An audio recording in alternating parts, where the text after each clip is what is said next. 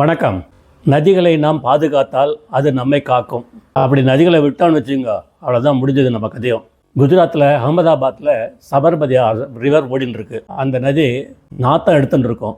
சாக்கடை தண்ணியும் தொழிற்கலையிலிருந்து வர கழிவுகளும் சேர்ந்து ஒரே குப்பையாக இருந்துகிட்ருக்கோம். மோடி அவர்கள் முதல்வரை வந்த உடனே அவர் செஞ்ச முதல் வேலை என்னென்னா, ஒரு கமிட்டி போட்டு சபர்மதி ஆற்றை தூய்மைப்படுத்துவதுன்னு அப்படின்னு சொன்னார். சபர்மதி ஆற்றில் தூய்மைப்படுத்தி இரு பக்கமும் கரைகளை போட்டு அந்த எல்லாம் மக்கள் நடந்து இப்போது ரொம்ப சந்தோஷமாக இருக்காங்க. அந்த தண்ணி ஓடின்னு இருக்கு. சென்னையிலையும் கூவரை வருது.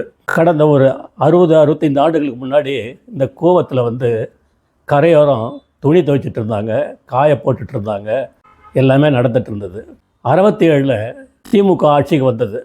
கருணாநிதி அவர்கள் முதல்வர் ஆனப்புறம் கூவத்தை கவனிக்கிறதே கிடையாது. அவரும் பதவிக்கு வரும்போதெல்லாம் கூவத்தை தூய்மைப்படுத்துகிறேன்னு சொல்லிட்டு கோடிக்கணக்கான ரூபாய் எங்கே போச்சுன்னு தெரில.